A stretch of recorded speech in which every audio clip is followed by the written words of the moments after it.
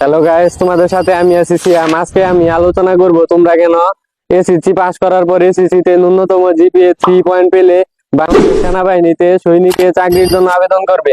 কেননা বাংলাদেশ সেনাবাহিনীতে সৈনিকের চাকরির জন্য আবেদন করতে হলে তোমাকে অবশ্যই এসএসসি পাস করতে হবে এবং এসএসসি তে ন্যূনতম জিপিএ 3 পয়েন্ট পেতে হবে। তাহলেই তুমি বাংলাদেশ সেনাবাহিনীতে সৈনিক পদে চাকরির জন্য আবেদন করতে পারবে। এরপর আবেদন করা হলে তুমি মেসেজ আসবে তোমার ফোনে। ওই মেসেজ আসার পর তোমাকে মাঠ করতে হবে। মাঠে গিয়ে বিভিন্ন পরীক্ষা নিরীক্ষার পর তুমি যদি একজন যোগ্য ব্যক্তি হয়ে থাকো তাহলে বাংলাদেশ সেনাবাহিনীতে চাকরি পেয়ে যাবে, নতুবা তুমি বাদ পড়বে।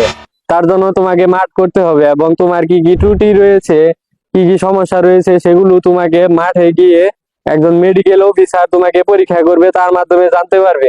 তুমি যদি মাঠ না করো, মাঠে না যাও, তাহলে তোমার কি কি সমস্যা রয়েছে, বাংলাদেশ সেনাবাহিনীতে তোমার চাকরি হবে কিনা, এইসব ব্যাপারে তোমার কোনো ধারণা থাকবে না।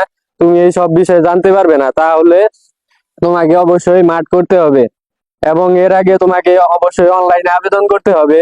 আর তোমাদের একটা বিষয় অবশ্যই জানা দরকার, এবারে বাংলাদেশ সেনাবাহিনীতে বয়স সীমা 1 বছর কমিয়ে আনা হয়েছে। সেটা জন্য তোমাদেরকে অবশ্যই তাড়াতাড়ি আবেদন করে ফেলতে হবে। তোমরা জানো যে বাংলাদেশ সেনাবাহিনীতে সৈনিক পদে চাকরির আবেদন করার জন্য বয়স সীমা হচ্ছে 17 থেকে 21 বছর, কিন্তু এবারেরটায় 17 থেকে 20 বছর করে 1 বছর কমিয়ে আনা হয়েছে, যার কারণে আমরা সকলেই একবার মাঠ কম পাবো।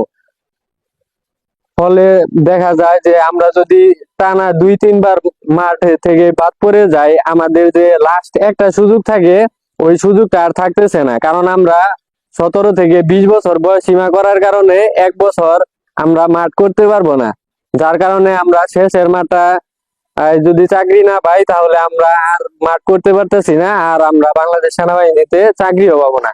যার ফলে আমাদেরকে অবশ্যই তাড়াতাড়ি আবেদন করে ফেলতে হবে।